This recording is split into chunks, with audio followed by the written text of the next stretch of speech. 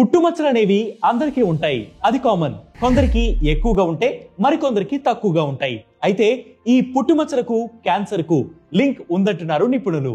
చర్మంలో మెలనోసైట్స్ అనే కణాలు ఉంటాయి. ఇవి చర్మానికి రంగిచ్చే మెలనిన్ ను ఉత్పత్తి చేస్తాయి.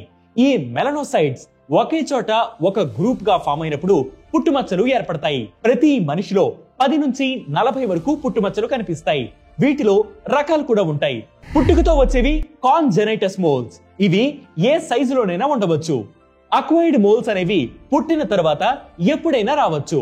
ఇవి రంగు తగ్గడం, కరగడం సాధారణమే. ఇక ఏటింపికల్ మోల్స్ అనేవి 6 మిల్లీమీటర్ల కంటే పెద్దగా ఉంటాయి. సాధారణంగా పుట్టుమచ్చలు హాని కలిగించవు. యవ్వనంలోకి వచ్చాక, గర్భం దాల్చినప్పుడు, హార్మోన్లలో మార్పులు వచ్చినప్పుడు పుట్టుమచ్చలు రంగు మారడం సహజమే. కానీ కొన్ని సందర్భాల్లో మాత్రం ఇవి క్యాన్సర్ గా మారే అవకాశం ఉంటుంది. పుట్టుమచ్చ పరిణామం సగానికి తగ్గినా, అది రంగు మారుతున్నట్లు కనిపించినా, పుట్టుమచ్చ ఉన్న ప్రదేశంలో దురద లేదా దాని నుంచి రక్తస్రావం అవుతూ ఉంటే నిర్లక్ష్యం చేయకూడదు. ఎందుకంటే అది చర్మ క్యాన్సర్ కు కారణమయ్యే అవకాశం ఉంటుంది కాబట్టి. సో సడన్ గా పుట్టుమచ్చలు సైజులో మార్పులు వస్తే ఒకసారి వైద్యులను సంప్రదించడం మంచిది.